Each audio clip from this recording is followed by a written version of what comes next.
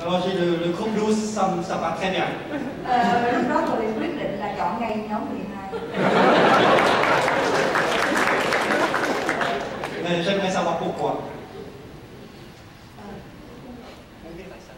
Nhưng mà tôi không biết tại sao. Et Sungmai et Livet m'ont dit que, comme je n'y connais absolument rien du tout, Vì chị Sungmai và Lý Vĩnh nói nếu mà anh không biết gì hết, ça me permettra de vous rapporter, cher maître, la vraie opinion des participants qui, d'habitude, n'osent jamais s'exprimer quand ils ont devant eux un chef de groupe expérimenté. Thì nếu mà anh chuẩn toán không biết gì hết thì cái đó là một cơ hội rất tốt để giúp cho những bạn đạo thường nhút nhát sẽ có dịp mà họ nói chuyện, vì nếu ông chuẩn toán mà biết quá nhiều thì họ sẽ ngại và không muốn nói nữa. Đây là cơ hội để con trình cho thầy những lời chân thật của bạn đạo trong nhóm của con.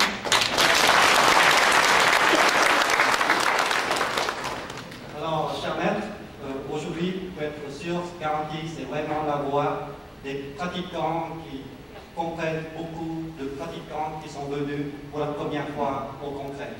Vì vậy hôm nay con bảo đảm thưa thầy, đây là giọng nói, tiếng nói của những bạn đạo, có những người đi lần đầu tiên đến đại hội hoặc những người biết nhiều nhưng mà chưa bao giờ nói hay lên hết.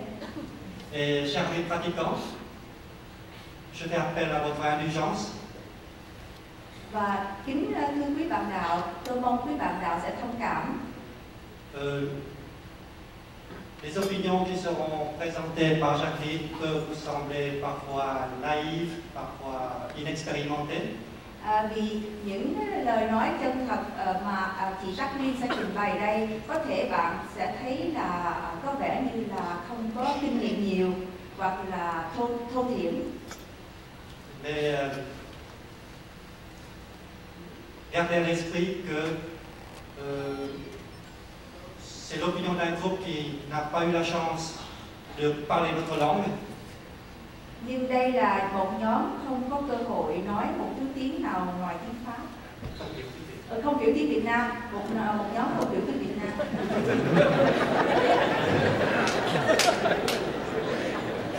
Qui n'ont même pas eu un chef de groupe pour les guider. Và nhóm này cũng không có một anh trưởng toán kinh nghiệm để dìu dắt. Mais leur foi, et leur conviction et leur soif d'apprendre.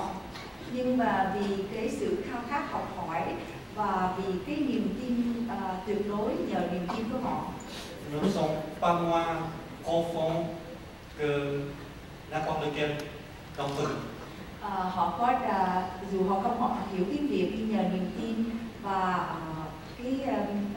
cái niềm khao khát học hỏi nên họ đã đem đến cho chúng ta những cái sự hiểu biết rất là hay. Je passe la parole à. Dạ, và xin mời chị Jacqueline.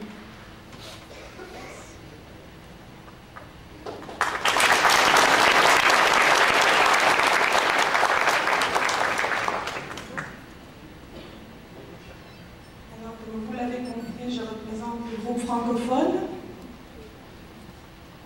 Tôi xin đại diện nhóm nói tiếng Pháp. Nous avons discuté sur le thème Le messager de la paix. Đề tài chúng tôi bàn luận là đề tài sứ giả hòa bình. Tout le monde a pu s'exprimer et le débat a donné lieu à des avis divers et parfois contradictoires. Tất cả bạn đạo đều có cơ hội học hỏi, nói lên cái ý nghĩ của mình, dù đôi khi có những ý nghĩ khác nhau. Le débat sur la paix a été agité. Và khi chúng tôi bàn cãi về vấn đề hòa bình thì cũng rất là sôi nổi. Nous nous sommes demandé que signifie, qu'entend-on par messager? Và chúng tôi tự hỏi ý nghĩa sứ giả có nghĩa là gì? Certains pratiquants ont exprimé l'avis qu'il pourrait s'agir d'un être humain. Một vài bạn đạo nói là đây là một người, một con người, cái sứ giả là một con người. D'autres qu'il pourrait s'agir d'un objet empreint de sérénité. Còn những bạn đạo khác nói không phải là con người cũng có thể một món vật mà có ý nghĩa thanh tịnh. D'un tableau, d'une image, d'une attitude. Có thể là một bức tranh, hoặc là một hình ảnh, hoặc là một cái cách đối xử, cũng là một cái sứ giả được, làm sứ giả được. D'un son, d'une musique. Hoặc là một tiếng nói, hoặc là một bài hát cũng có thể có ý nghĩa là sứ giả. Le messager peut être actif quand il est responsable de son message. Và cái người sứ giả đó có thể là thụ động khi có thể là người đó làm việc khi họ có trách nhiệm về cái thông điệp của họ. Et le délivre avec toute sa conviction. Và khi người sứ giả đó đem cái thông điệp đến với tất cả cái tấm lòng của họ. Ou le messager peut être passif.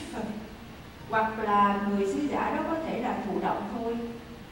Et le message est alors délivré par émanation s'il irradie de paix. Và cái sứ giả đó, cái thông điệp đó có thể tự nhiên không nói nên lời, nhưng mà phát ra từ cái người đó, khi người đó phát ra luồng từ quang. Le messager est en chacun de nous. Vì thế trong chúng ta ai cũng có là một sứ giả hết. La paix est représentée habituellement par une colombe blanche de pureté et de légèreté. Và sự hòa bình thì tượng trưng bởi màu trắng, sự thanh nhẹ, sự nhẹ nhàng. La paix, c'est la sérénité qui se trouve en chacun de nous et que l'on doit réhabiliter en notre fort intérieur. Và mỗi chúng ta đều có sự bình an, sự thanh tịnh, nhưng mà chúng ta phải đi tìm cái sự thanh tịnh đó, phát triển nó lên. Comment peut-on trouver la paix? Làm sao chúng ta có thể tìm được sự thanh tịnh, sự hòa bình? Grâce à une méthode, une ascèse spirituelle assidue. Nhờ hành pháp lý vô vi và hành rất là siêng năng. Permettant l'accumulation de l'énergie pure. Giúp cho chúng ta gom lại thanh điển. Car la paix vient de notre cœur sincère. Vì sự bình an đến từ cái tấm lòng thành thật của chúng ta. Toujours en harmonie, tourné vers son prochain et l'amour universel. Lúc nào chúng ta cũng phải hòa trong tâm và hướng về đối xử với mọi người với tình thương. N'essayons pas de convaincre et d'asséner la paix. Chúng ta cũng không có thể nào mà bắt buộc cái bình an hoặc cái hòa bình nó đến được. On peut ressentir une paix profonde silencieusement en face de certains êtres merveilleusement sereins. Và đối với những người rất là thanh tịnh thì chúng ta có thể tự nhiên chúng ta cảm nhận được sự bình an của họ. Si nous avons la paix en nous, elle pourra être ressentie et partagée en toute simplicité. Và khi chúng ta có sự bình an trong ta thì chúng ta có thể san sẻ sự bình an đó với những người khác trong thanh tịnh. Quand l'agitation et les obstacles seront surmontés, khi chúng ta vượt qua sự động loạn và những khó khăn, que l'ordre à l'intérieur sera rétabli et en équilibre, và khi chúng ta đã lập lại sự quân bình, alors le message passera. thì lúc đó thông điệp hòa bình rất là dễ cho chúng ta có thể đưa cái thông điệp đó một cách dễ dàng. Certains viendront même vers le messager. Và sẽ có những người tự nhiên họ sẽ đến với cái sứ giả đó. On ne peut donner que ce que l'on a. Chúng ta chỉ có thể cho những cái gì chúng ta có. Les paroles ne suffisent pas. L'énergie pure est également importante. Vì thế nên lời nói không có đủ. Chúng ta phải có thanh điển mới giúp được. On teste la paix dans l'agitation. Và trong động loạn có bình an, đó là sự thử thách. Après les perturbations ou la colère, le messager de la paix est le bienvenu, avec toute sa compassion et son message est compris. Và sau cơn động loạn, sau cái sự giận dữ, thì sứ giả hòa bình đến thì mọi người đều cảm nhận dễ dàng hơn.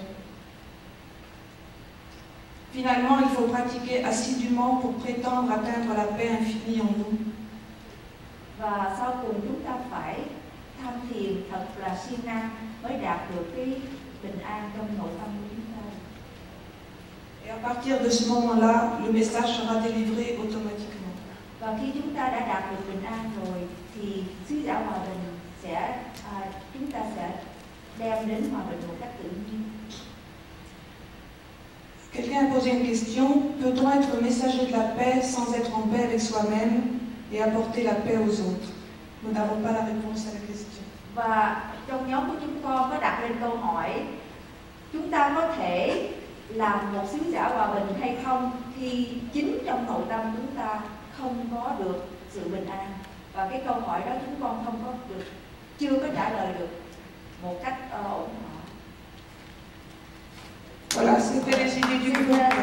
Cha có thể giải đáp cái câu hỏi của nhóm nói tiếng Pháp, cái câu hỏi chót của nhóm làm sao nếu mà trong tâm của chúng ta không có sự hòa bình thì chúng ta có thể nào làm một sứ giả hòa bình hay không? Sứ giả hòa bình nó lan rộng mọi động tác chứ không phải là một động tác một. Đều có thể ảnh hưởng cho chung được. Le messager de la paix doit se répandre dans toutes les actions, mais et non pas seulement dans une action. Donc il faut pour être messager de la paix, il faut être en contrôle de tout.